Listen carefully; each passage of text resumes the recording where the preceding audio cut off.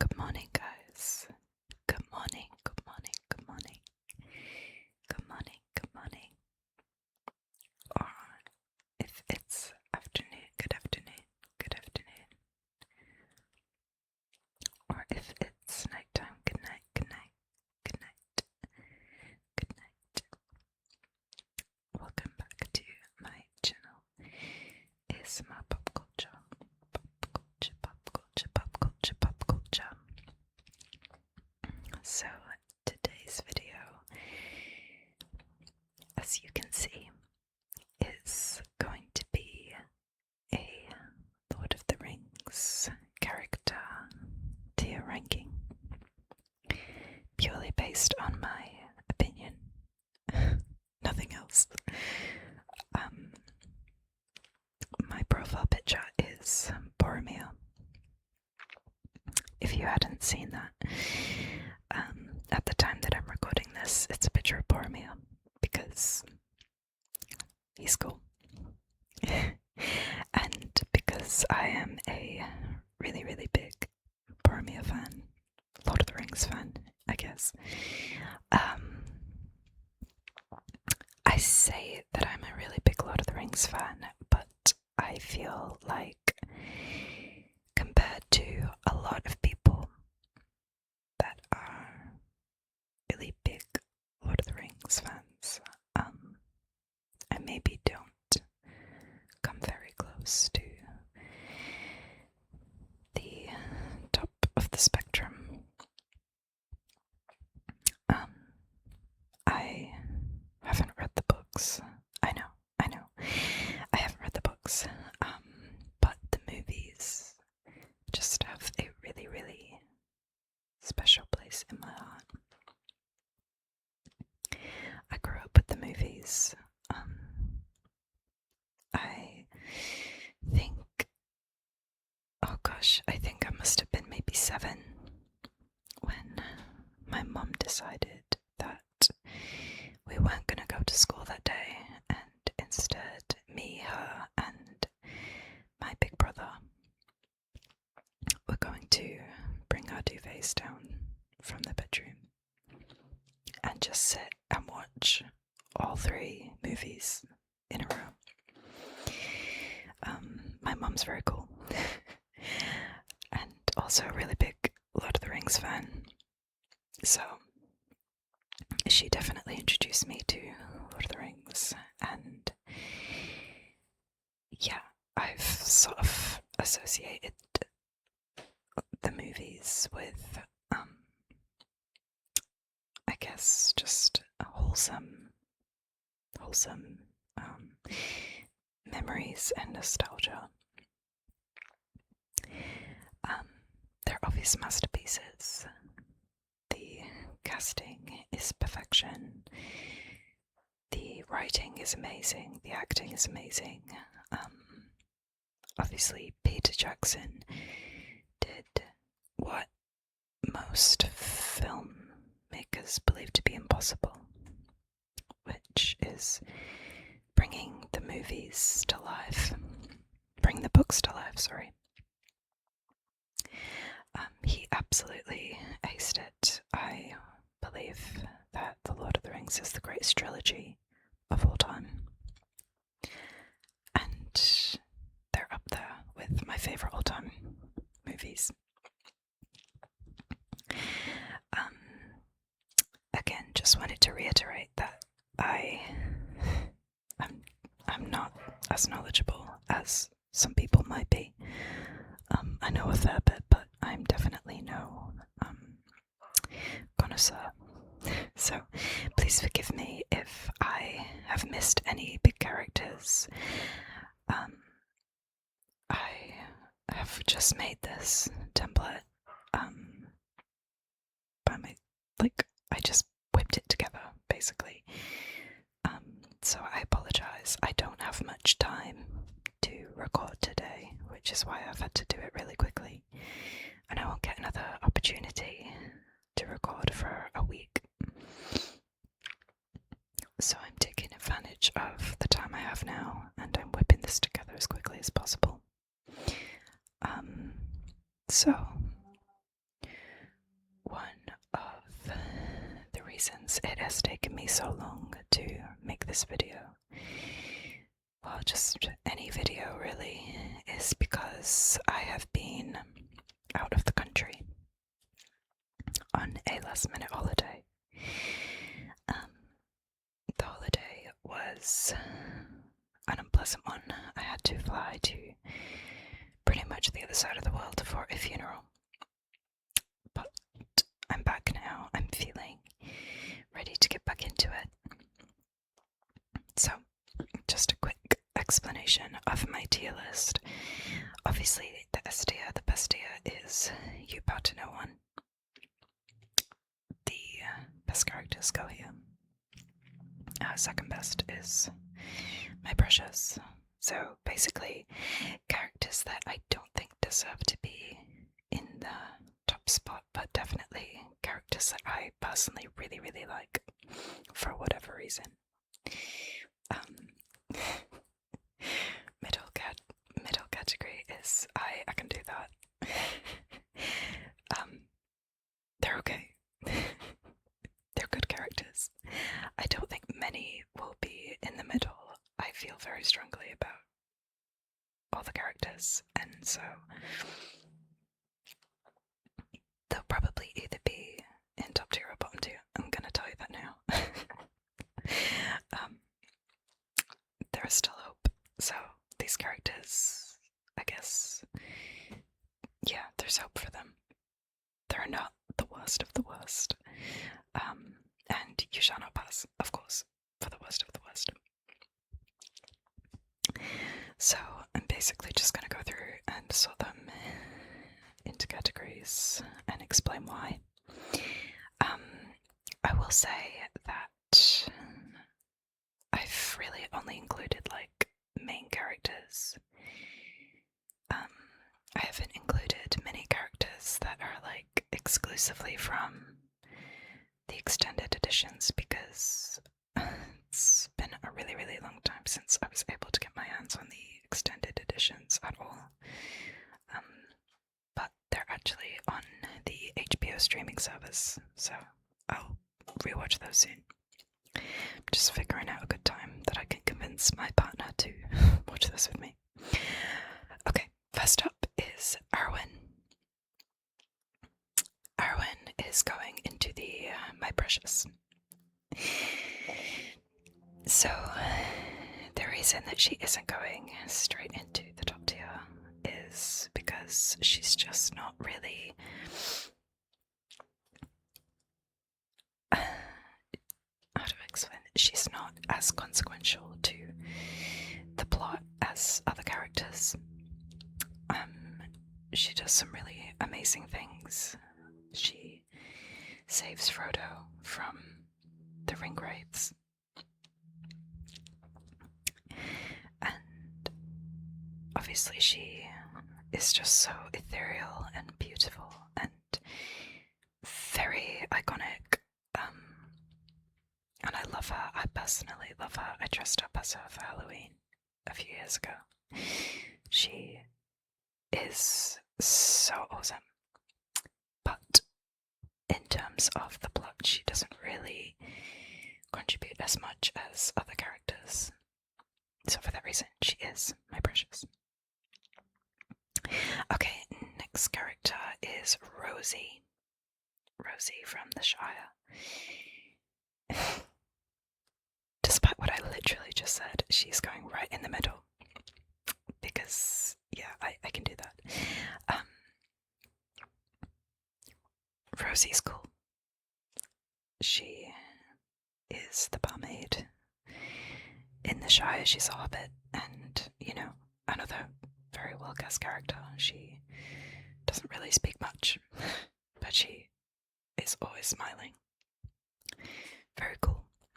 And it makes me incredibly emotional when Sam and Frodo are sitting on Mount Doom, and Sam is wishing that he could just dance with her. Oh no, sorry. He's wishing that he could marry her. It makes me really sad because it's so sweet, and he's obviously given up at that point. Very sad. But yeah, she's cool. I wouldn't put her any lower, and I wouldn't put her any higher. Okay. Aragorn. Do I need to explain?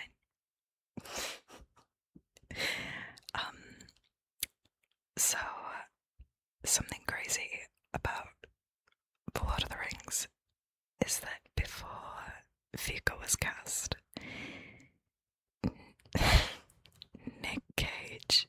Nicolas Cage, was a serious actor being considered for the role of Aragorn.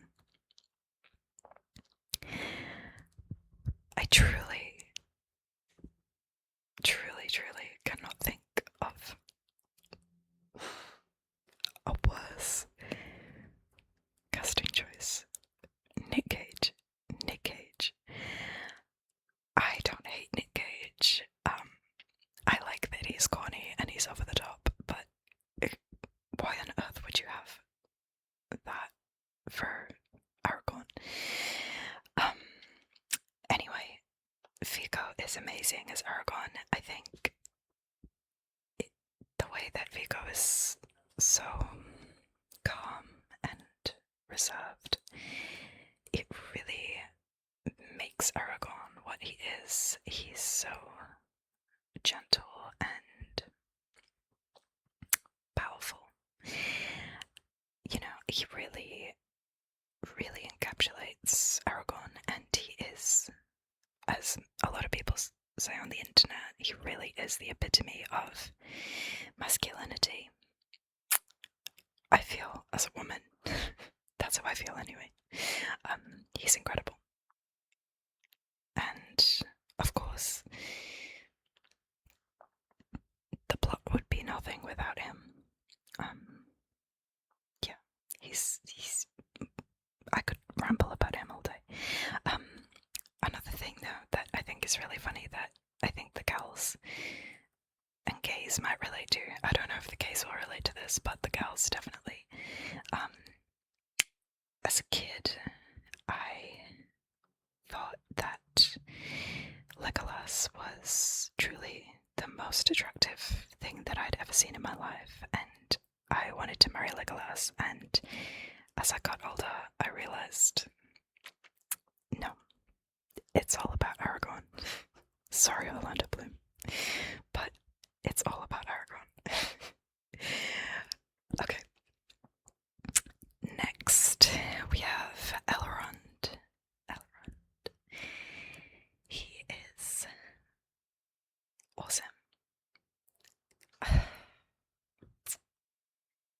This is hard. I think I'm personally going to put him in You Bow to No One.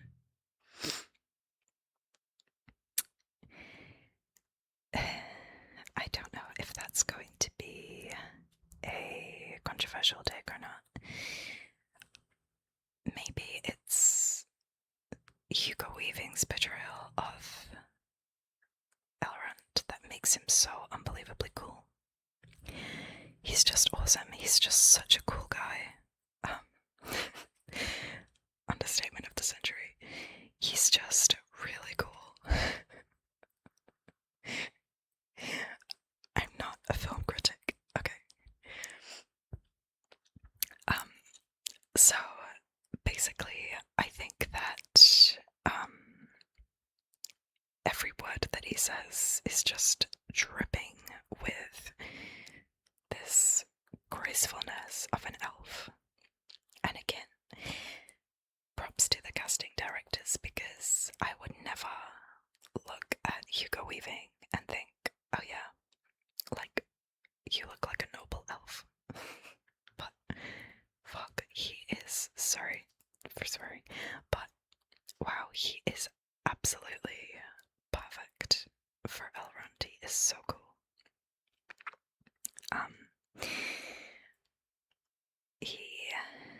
And this isn't really explored much in the movies, but he's basically like Aragorn's adoptive dad.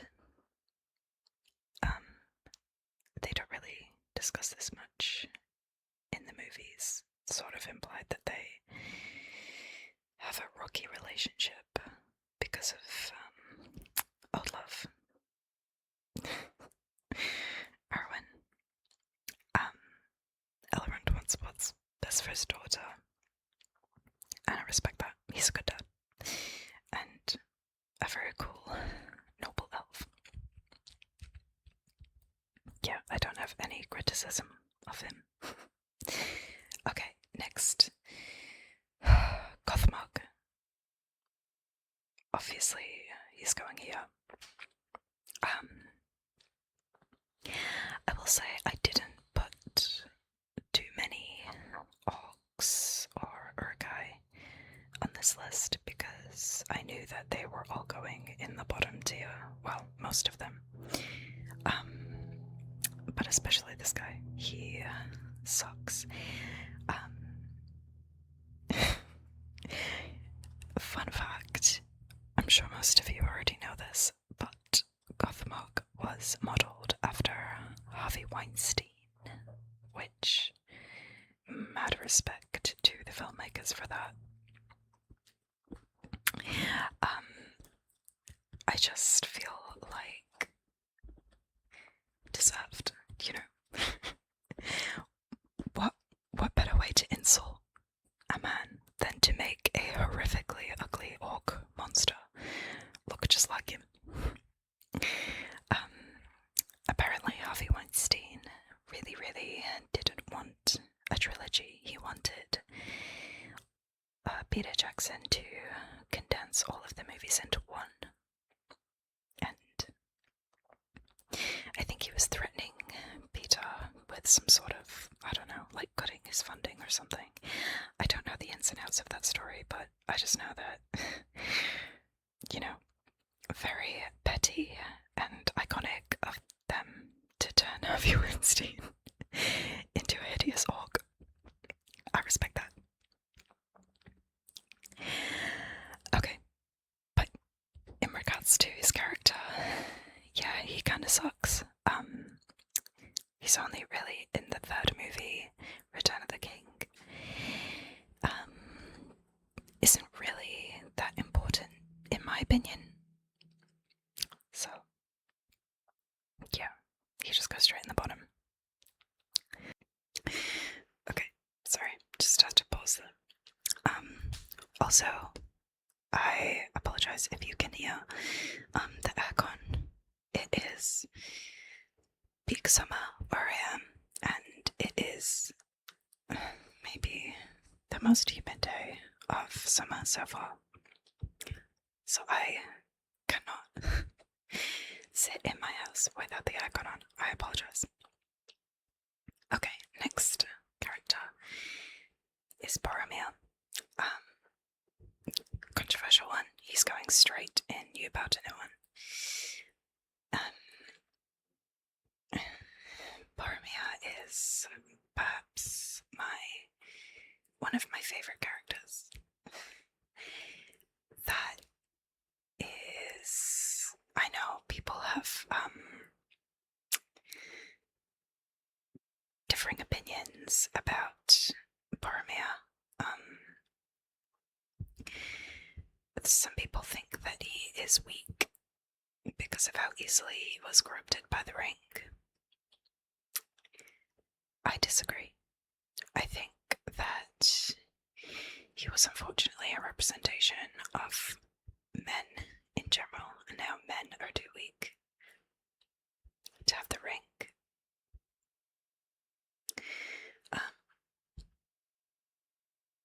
But he actually fights the temptation, and his true spirit comes through in his final moments, and he dies saving the hobbits, and he dies probably the most valiant death in the entire trilogy.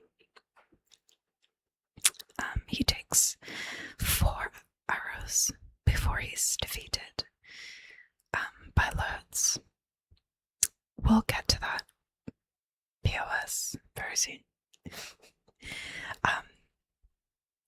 But yeah, he dies, saving Frodo's life, ultimately. And as he is dying, he swears his fealty to Aragorn, something that he had been a little in denial about throughout the film, because obviously his dad Denethor is ruling Gondor, because they think that the line of kings is dead. And then as soon as Boromir realizes who Aragorn is, he of course is threatened, and in his final moments he has an extremely tender and beautiful moment with Aragorn. It's really nice, and yeah, he's just, for me, a really excellent character. And Sean Bean, how can you be upset with a character portrayed by Sean Bean? I know his name is Sean Bean, by the way, but who says that, you know, in this household? He's Sean Bean.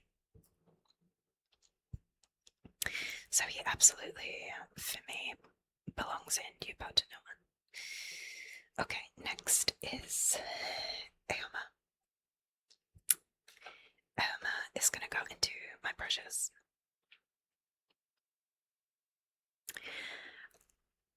For me, he is a really awesome character. He only loses points for me because of, you know, he's a bit of a bitch. He has a tendency to make some bitchy comments.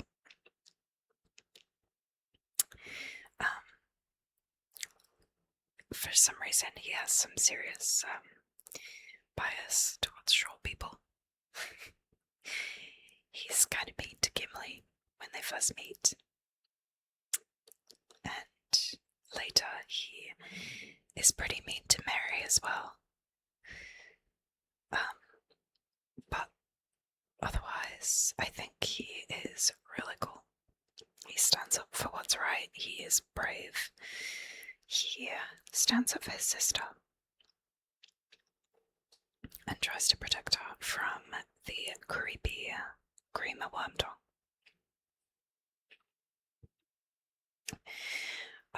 So yeah, I think he's really awesome and very beautiful. Sorry, what can I say? I can't help myself. He's stunning. He's a beautiful, beautiful guy. Carl Urban. Okay. Moving on to the Eye of Sauron. So I feel like it's pretty obvious that he's going in the You Shall Not Pass. No redeeming qualities, except the fact that he is very cool. Pretty cool looking. But at the end of the day, the guy is literally an eye in a tower that only cares about pure evil domination of the world. So, you know, don't take this as a criticism of Tolkien or his universe, but a lot of it is black and white. It's very much a case of good versus evil. There aren't too many grey villains. There's a couple, but not many. And yeah, I feel like Sauron, well, the Eye of Sauron, you know, is just pure evil. There's no two ways about it, really. Okay, next is Faramir. I'm sorry, I have to laugh. I've literally only just realised that I've cut half of his head off. How symbolic of his character. I feel like that truly, truly sums him up as character. I think I'm going to put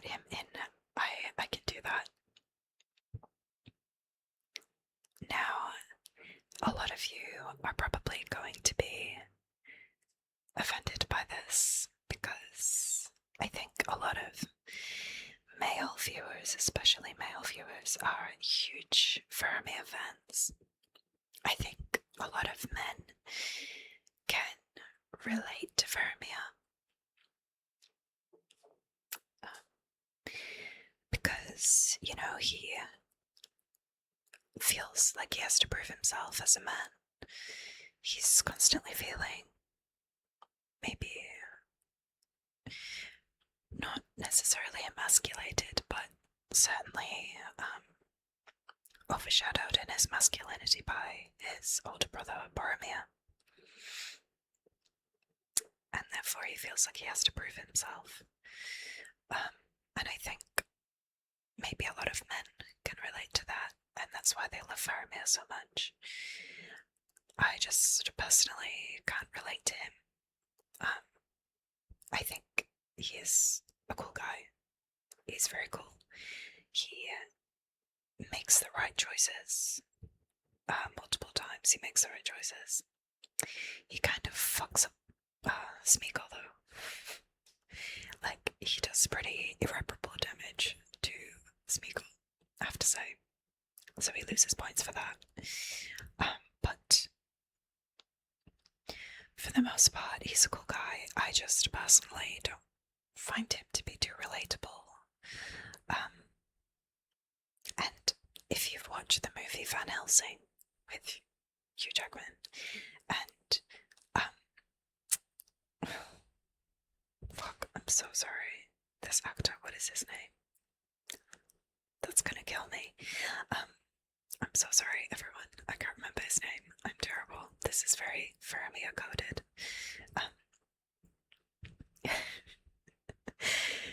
Anyway, he plays a friar in Van Helsing, and it's such a goofy character that for some reason I cannot get that character out of my mind when I'm watching Faramir in Lord of the Rings, which is weird and insane because his performance is much more like iconic and quintessential as Faramir, but for some reason all I can think of is the goofy friar that he plays in Lord of the Rings. So, in Van Helsing, sorry. So, again, very personal list. Please don't come for me too hard. Okay. Next, we have Gimli. Gimli, son of Gloin. I'm gonna put Gimli in. Oh, actually.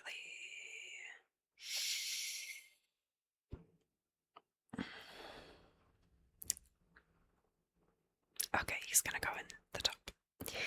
I considered putting him in my precious because there's characters that I like more than him, but no, Gimli bows to no one. I love Gimli. I think he is a very, very perfect use of comedic relief. Comic relief. I know when I was a kid, watching the Battle of Helm's Deep was extremely troubling. I was very, very disturbed. The concept of 10,000 Uruk-hai just marching towards you, and there is literally nothing you can do but wait for them to start attacking you, terrified me, like, a lot as a child. And having Gimli just give that little bit of comic relief in those scenes really made it bearable for me as a kid. Yeah, he has some really cool parts, some funny bits. As an adult, of course, the comic relief is less necessary, I think. I don't feel like I need jokes as much when I'm watching from an adult perspective, but I will say it's very funny when when they're walking through, is it Fangorn Forest?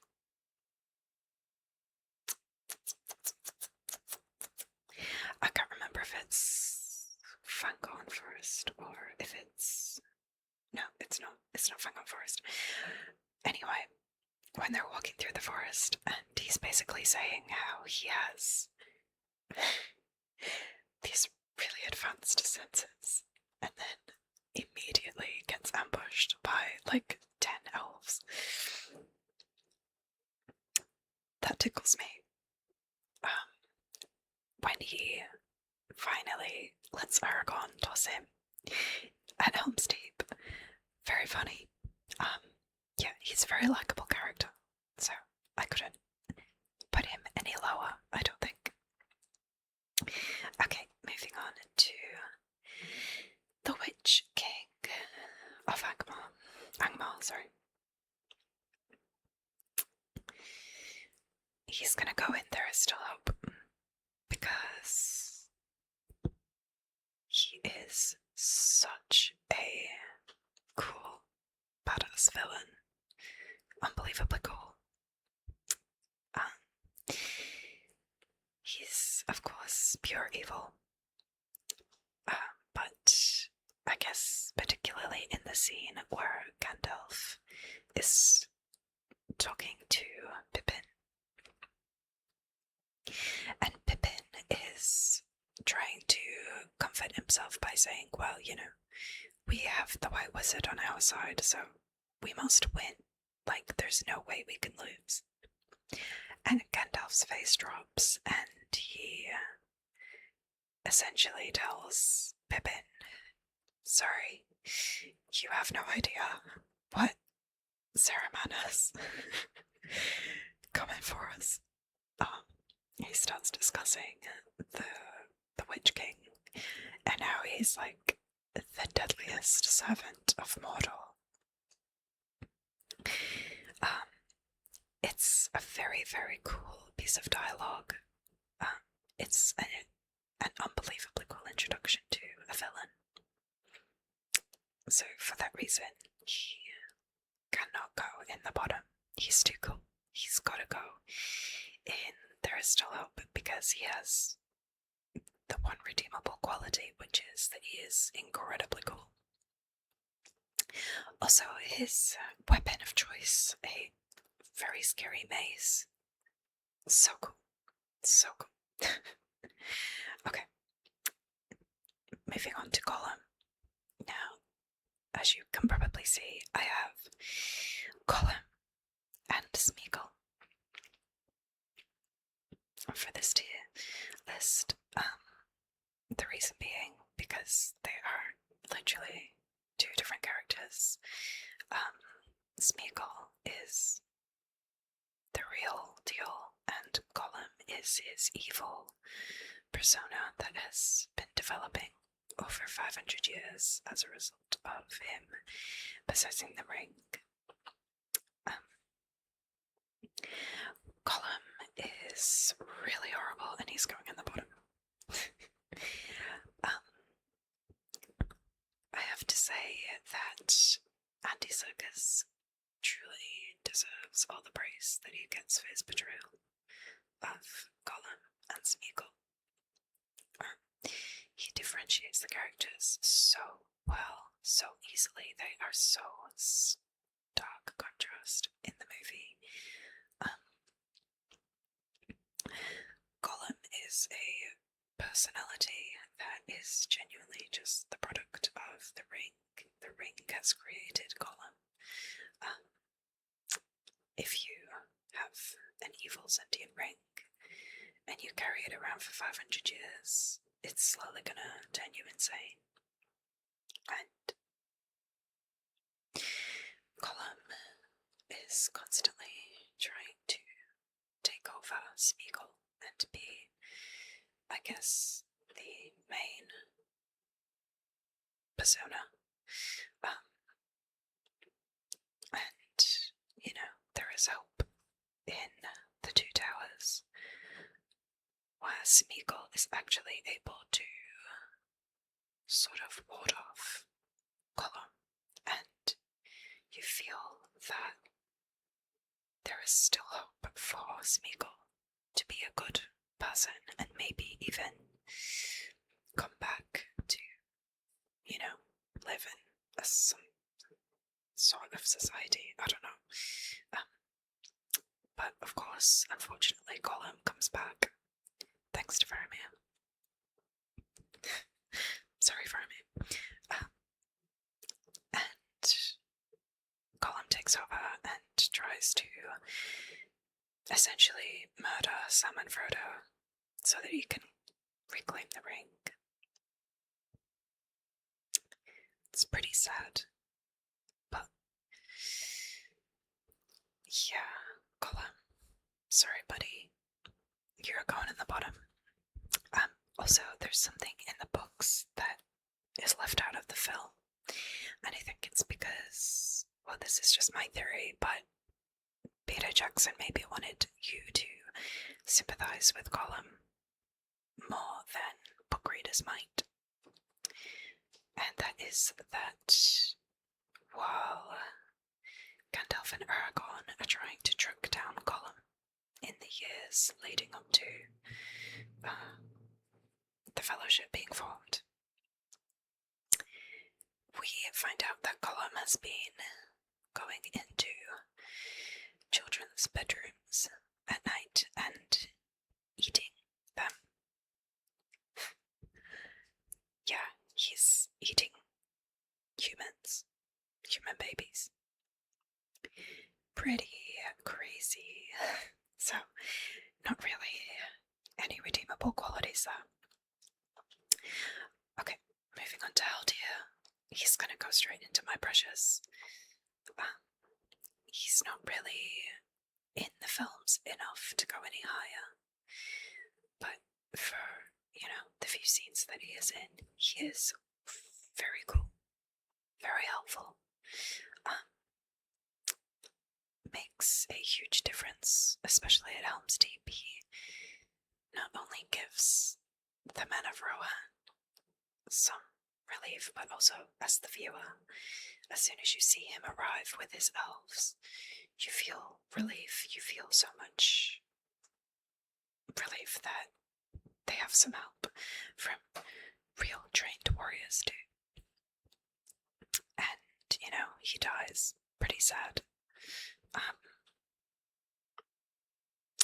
Yeah, it's quite crazy that this elf, who is probably thousands of years old and maybe never thought he would die, is stabbed in the back by an Urugai. And you sort of see him, like the expression on his face, you know, startled after he's stabbed, you know, maybe trying to come to terms with the fact that he is going to die. It's very, very well done. Props to this actor, he is incredible. Okay, moving on to Grima. Cream is going in there is still hope. So, first of all, King Theoden, why are we employing a guy called Grima Wormtongue to be your advisor? That's... Why are we doing that? His last name is Wormtongue. He's obviously up to something. Very minor plot hole aside, Grima is like, you know, he's like, you know, Monsters Inc. Randall has that little nerdy monster that helps him with his evil deeds. That's basically Grima with Saruman. Pretty evil guy.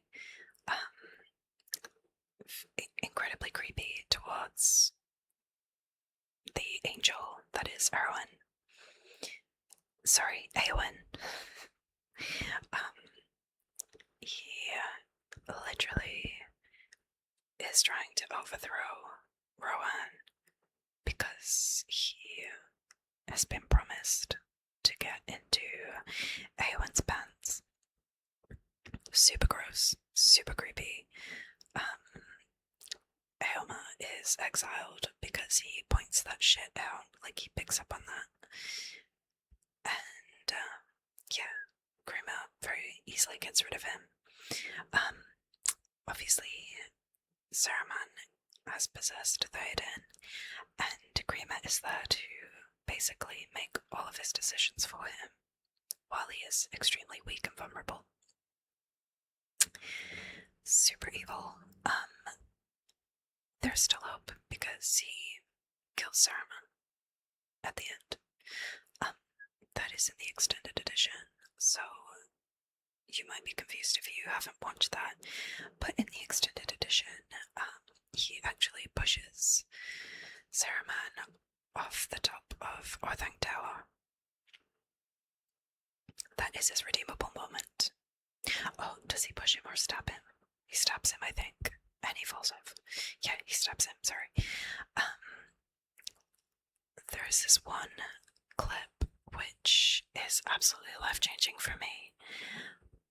When Grima first sees the Urgai army and a tear rolls down his cheek, just a single tear, and the amount of emotion he is able to encapsulate with just like a tear rolling down his cheek is incredible.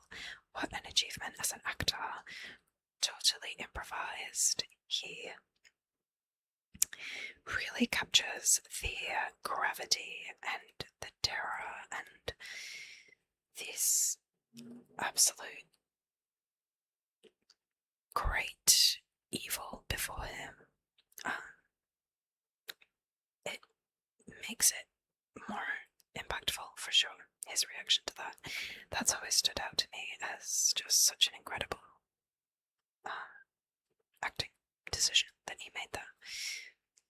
Big fan, big fan. Okay. Next up is Pippin.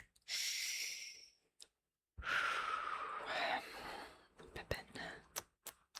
Where to put Pippin? I'm thinking he's going to go in. Oh my gosh. I'm gonna get so much hate for this. I'm gonna get hate for this one, but he's gonna go in. I can do that. So, every mistake that Pippin makes is ultimately a monumental moment in the plot. It drives the plot. Every mistake that Pippin makes helps. And he does have these really great moments, especially where he comes up with the idea to trick Treebeard into going towards Isengard, where, you know, Treebeard has decided that he's going to stay out of the war. And Pippin has this absolute ingenious idea to show him the deforestation that Saruman has committed, because he knows that that will convince Treebeard to join the war. And he does, and it works. It's the best thing that Pippin does in the entire trilogy, in my opinion. Oh, he also saves Gandalf's life. Big fan of that. He is obviously brave. Like, a lot of hobbits are actually really brave. The reason that he is in the middle category is, I think, as the older I get, the more I relate to Gandalf. Where I'm just watching him and he really is a fool of a took. He really is. He just keeps fucking up. He fucks up a lot. You could say that he is the reason that Gandalf the Grey dies, but ultimately he's the reason that Gandalf the White returns, and without Gandalf the White they probably would have lost the war. So, again, his accidents, his mistakes usually lead to really great things. When he touches the Palantir, he does that because he's just a little shit and he is rummaging around where he shouldn't be. But that ultimately leads to him revealing Sauron's plan to attack Minas Tirith. So it's great, but it's not done with the intention of, like, being valiant. It's just sort of like, I don't know, he just keeps fucking up, but things just keep working out for him. He's very lucky, I guess. He does a couple of cool things, but for the most part, he's just like kind of annoying. This is not an attack on Billy Boyd. I think Billy Boyd is amazing, and he portrays Pippin perfectly. I think he's does an excellent job, and I do like the character a lot. He's just not up here. Sorry. Okay. The Mouth of Sauron. I genuinely just included him to put him here. He's only in the extended edition. He's really gross.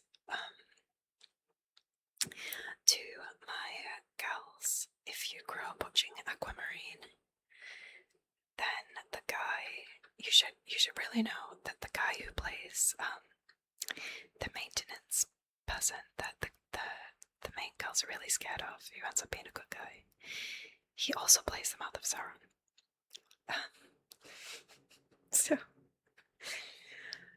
So yeah, insane. But yeah, he's super creepy, off-putting, and I love that he gets decapitated. Big fan of that.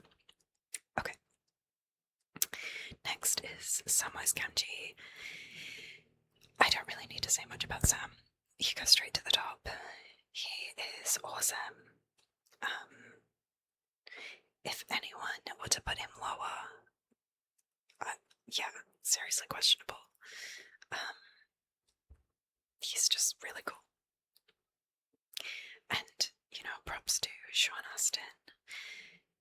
His accent, his sort of West Country accent, it's not perfect, but wow, is it impressive for an American. He really does a great job. I have to just give him props for that. He smashes it.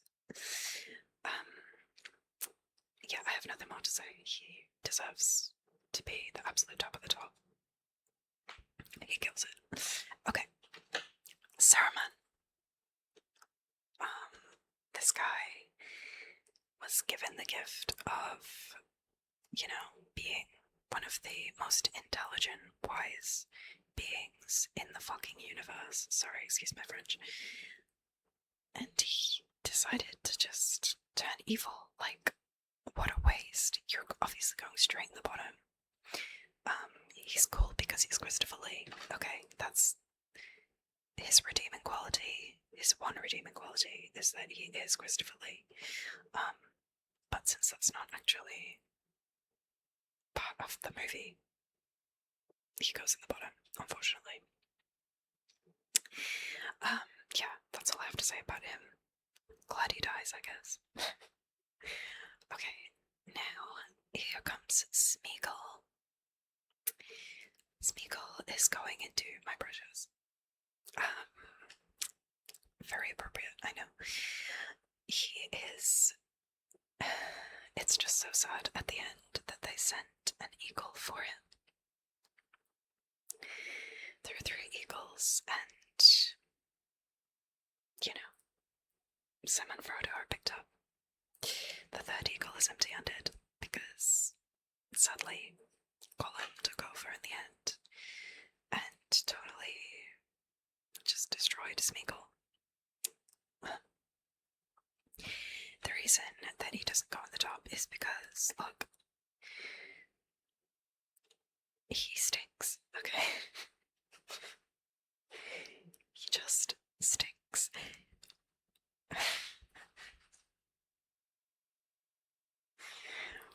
Watching the movie, I can smell him through my screen. I don't care how nice he is. This guy reeks, and I can't put him in the top for that reason, sorry. Okay, moving on. Mary's gonna go above Pippin. He's going into my precious. If Mary and Pippin were dumb and dumber, Mary is dumb and Pippin is dumber. Okay. Mary doesn't make the best decisions, but he's certainly more logical and serious than his counterpart. For that reason, he is a little bit more likable for me. And also, him and Eowyn both sort of being the rejects of the Rohan army and, you know, bonding together towards the end. And, you know, protecting each other and being there for each other. I think it's so heartwarming, and they make a really great team. I'm a big fan. I really, really like Dominic Monaghan. The interview with Dominic and Elijah Wood is iconic. The Will You Vervix. When Will You Vervix is truly one of the funniest videos I've ever seen, and I've seen it probably over 100 times, and it makes me laugh every time. But anyway, aside from that, focusing on the actual movies, Mary is, to me, just a little bit more likable than Pippin. The reason he doesn't go on the top is for the same reason as Pippin. He's just a little bit annoying. I'm sorry. I know. Sorry. Anyway, moving on. Eowyn, she's going in the top. Eowyn is the best female character in The Lord of the Rings. I know that The Lord of the Rings, I understand that it receives criticism for not really having many female characters and not really having the female characters interact much, but that doesn't really bother me that much. The female characters that are in the movie are so important, and they're so cool. They're just cool characters. They're not just damsels in distress, but they're also not like these embarrassing, like, girl boss characters that you have in, you know, like the Avengers movies. Sorry to all you Avengers fans out there, I just feel like Peter Jackson did a good job at perfectly balancing these female characters as very strong, but also still, you know, believable. It makes so much sense that Eowyn would have this drive to help and protect her people and, you know, not want to just cower away based on what has happened to her family, her kingdom. She would have this drive to fight for freedom, for justice, for peace. I think she is a very believable, very amazing character. She, of course, has the iconic quote, "I am no man." I would love that tattooed on me, but I don't know. I'm scared of hating it, so. But if I was to get a tattoo, it would probably be Eowyn related. Yeah, she's iconic. Okay, next character is Bilbo. Bilbo, for me, I really want to put him here, but I'm going to put him here because I know that it's not really justified to put him in There Is Still Hope. I think he has more redeemable qualities than irredeemable qualities. For me, I think it is because he is played by Ian Holmes. No disrespect to the late, great Ian Holmes, but he plays a villain so effectively.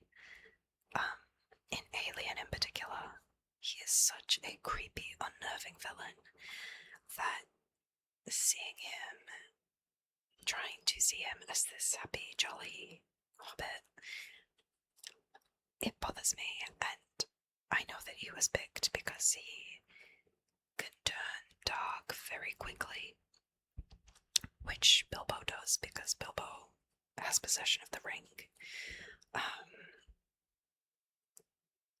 And the darkness that Ian Holmes is able to portray is so good and so believable that it's genuinely quite scary. So, yeah, I don't really like Bilbo that much. He really scares me. I'm not talking about The Hobbit. Bilbo, by the way. I won't be talking about the Hobbit movies on here. Sorry. Not a fan.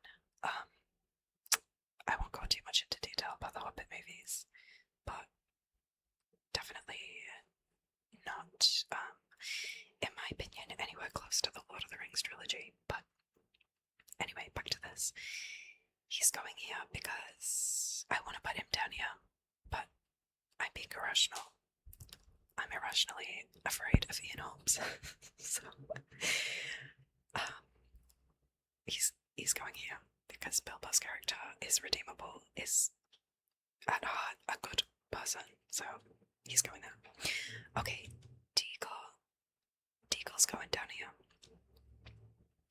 That's not really Deagle's fault, because he is, he's just like a normal hobbit, and he gets murdered like 2 minutes after his character is introduced to us. I just don't really care about Deagle. Deagle is more of a vehicle to introduce the beginning of Gollum, I guess. He's not really, I'm sure he was a nice guy. I just don't care that much about him.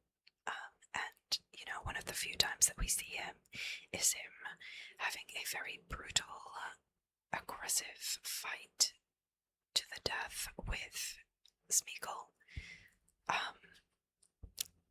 It's really hard to watch, so yeah, my only association with Deagle is, just him being really violent and aggressive and then dying, so I don't like Deagle, sorry. But obviously, he isn't like an evil person, he's just, I just don't really care about him. Okay. Up next is Gandalf the Grey. So, you may have noticed that I've also split up Gandalf into 2 characters, Gandalf the Grey and Gandalf the White, because they're technically 2 different beings. Well, the same being, but 2 different forms of the same being. I'm going to put Gandalf the Grey in You Bow to No One. He is going to go in You Bow to No One because, he's so cool. He's awesome. He is a really lovely, fatherly figure, grandfatherly figure. He's warm, he is lovely, he's wise. He's everything you want in a father figure of a story. He knows exactly what to do. He is strong, he is a protector, he is an advisor, he is everything you want from a guy. And obviously, when he dies, I just really wish that I could watch that as an adult and watch him die as an adult. I feel like it would blow my mind. I remember being a kid and crying when we watched that together. But yeah, anyway. R.I.P. Gandalf the Grey, you were amazing. Okay, moving on to the ring. Now,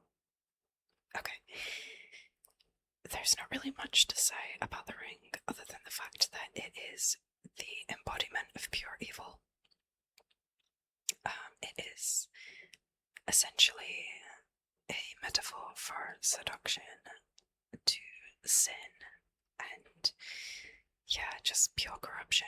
So it's gotta go at the bottom.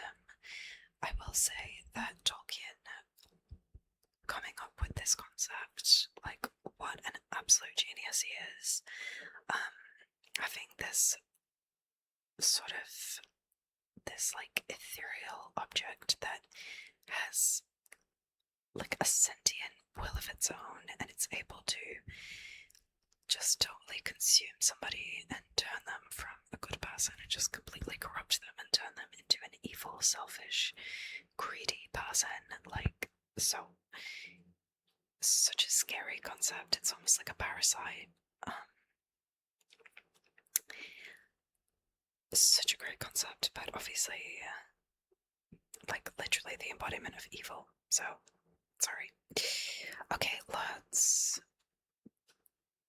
Do I put him here? Yes, I do.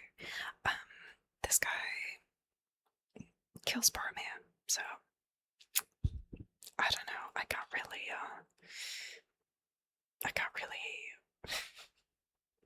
redeem him in any sort of way. He's really cool, and the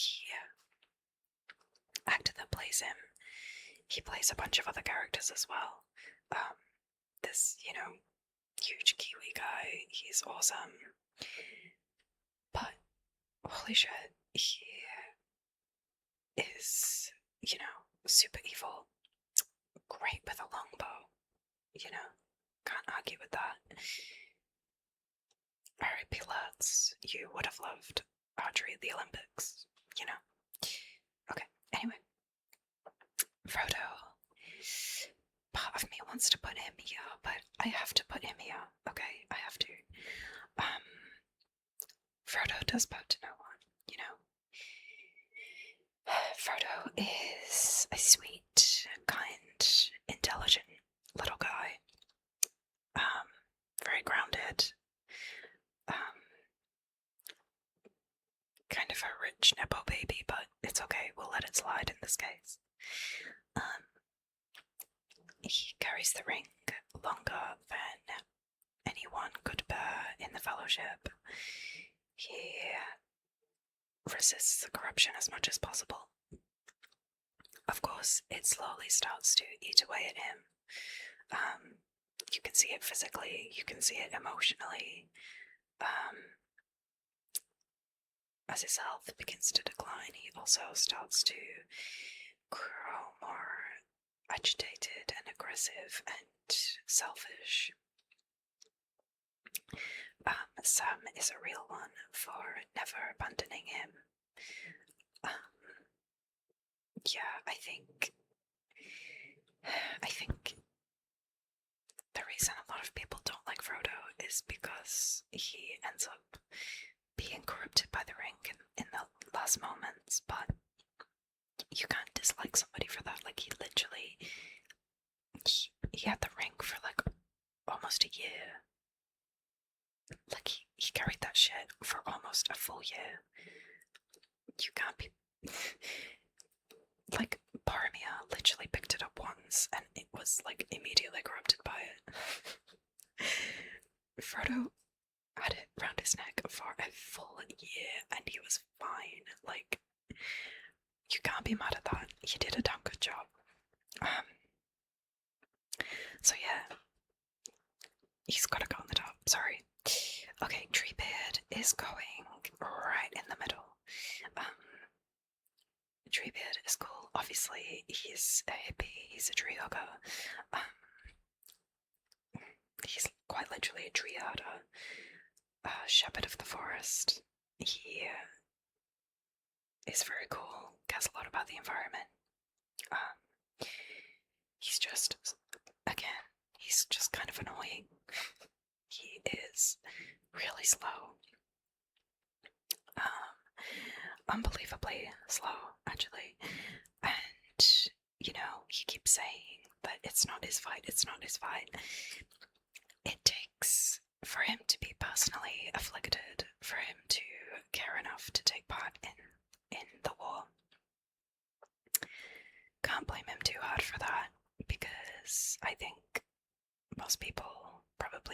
personalized, but they would be the same. I don't think that you would fight a fight unless you were personally affected by it too, for most people.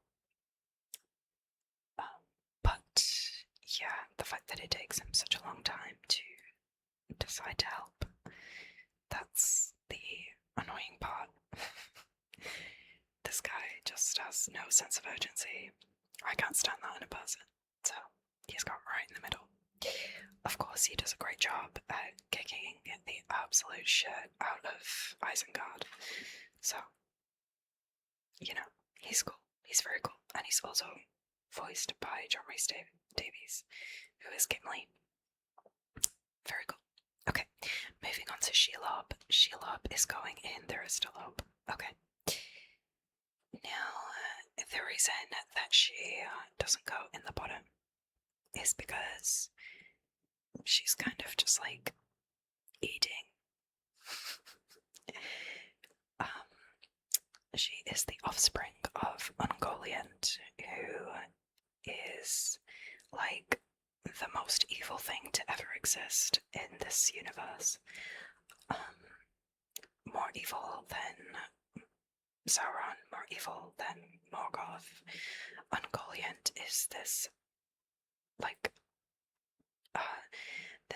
ageless, nameless, well, it's not nameless, but it's like this ageless, enormous monster, and it's just literally the embodiment of pure greed and gluttony, and, you know, I just feel like Shelob isn't really, I don't know, Shelob's not really on that level. Sorry, she's kind of like, she can't help who her mom is. You know, like, it's not her fault that her mom is literally the most evil creature to ever exist. But, yeah, I guess, I don't know, I guess that her redeeming quality is the fact that I don't think that she was actively, like, trying to stop the Fellowship. You know, I think she was kind of just, like, hungry. Can't be too mad at a girl for that. Okay, moving on. Gandalf the White. I'm realising now that I probably didn't have to split Gandalf into white and grey because they're both going in the top. Okay, they're just, to me, they're different characters. Gandalf the White is like way more of an ethereal being. He's less warm, he's a little bit colder, but in a way that is absolutely necessary for the victory of mankind. I think that, you know, he's like basically the embodiment of, he's kind of like Jesus, right? He's kind of like when Jesus comes back as Holy Spirit. I think that was intentional, that he has a lot of similarities with Jesus, but anyway, yeah, he comes back from the dead as like a more powerful being, and yeah, he is extremely badass, and Ian McKellen was well and truly the only person I could ever imagine playing this role. It was initially offered to Sean Connery, actually, the role of Gandalf. Sean Connery was like, oh, I don't know. I don't understand this, so I'm not gonna do it. And then he was like obviously fuming because The Lord of the Rings is so incredible. And then he got offered a role in League of Extraordinary Gentlemen, and he was like, oh well, I don't really understand this one either, but I'm not making that mistake again.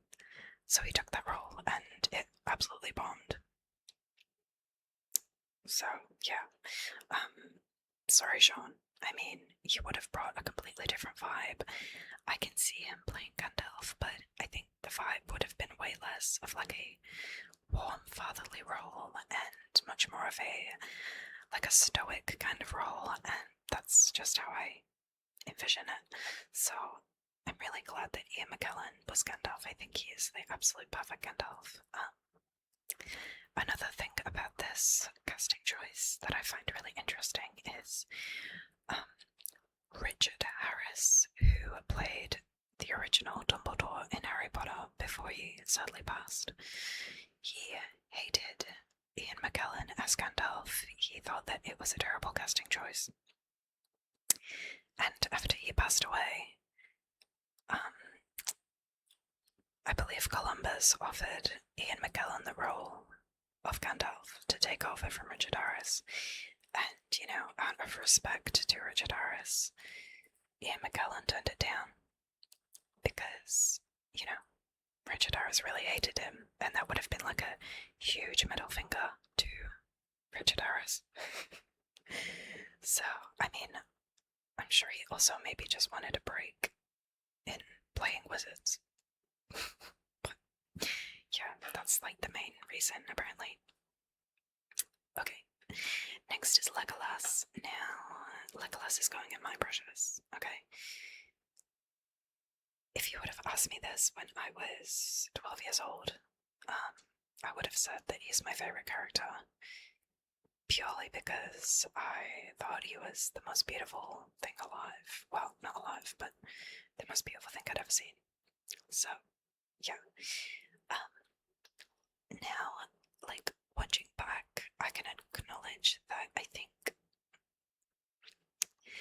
his character is so quiet that, you know, there are times when I feel like he almost could say more. He is this incredibly wise 1,000-year-old being, and he is an excellent fighter, and he has, you know, he very, very greatly contributes to the Fellowship and, you know, ultimately winning the war. But yeah, he's just, I don't know, speak up, babe. I just feel like there are times, and, you know, I can acknowledge that his character just doesn't talk much, and that is totally fine, and that is very in character for him. I totally understand. But I just feel like he could, I don't know. There are times when I feel like, was it just slack writing or what? Yeah, anyway. Love him. Love him. Please don't get me wrong. I love him, but he just can't go in the top, unfortunately. Yeah, okay. Galadriel. She's gonna go here. Okay. She's gonna go right there. Kate Blanchett is absolutely perfect for Galadriel. She just absolutely oozes this, like, intimidating, ethereal, you know, almost scary, like, vibe that I think is perfect for a creature as old and wise as Galadriel is. I just don't really like Galadriel that much. She doesn't contribute that much. I think she contributes enough. Like, she does her part. It's not her role. She is leaving Middle-earth anyway, so, like, who cares? And yeah, I guess as a kid, the last thing I expected was this beautiful, beautiful elf queen to turn into this really scary, like, demon thing that starts yelling at Frodo. So, does that have a little something to do with it? Yeah, probably. Very cool character, but, you know, just personally, she kind of freaks me out. Okay, next is Isildur.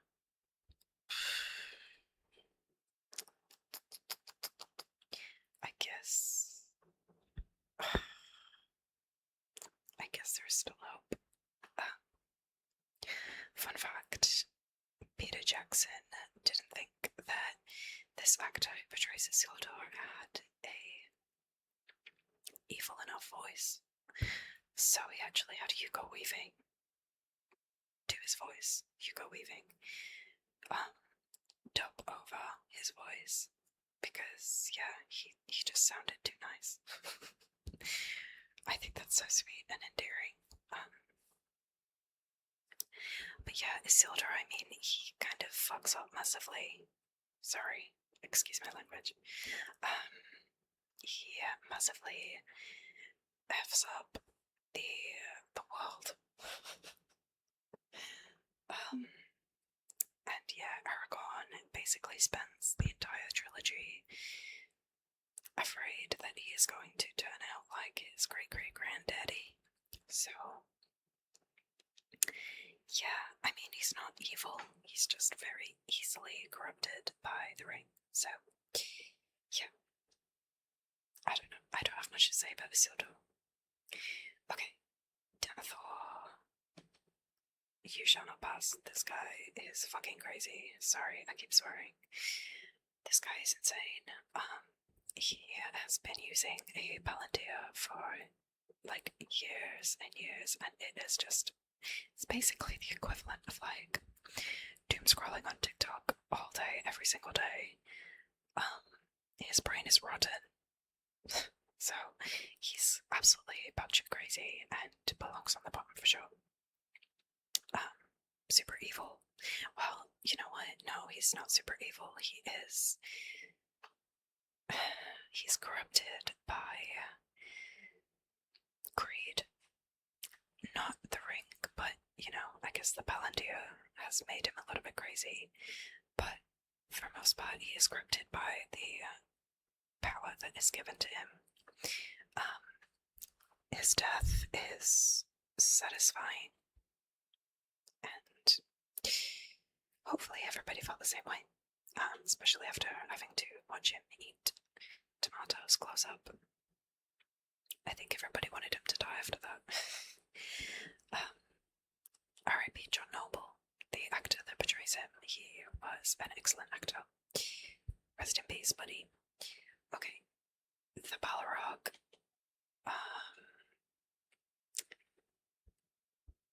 Yeah, look, he's gonna go here because obviously I don't know what else to tell you. The guy's pretty evil.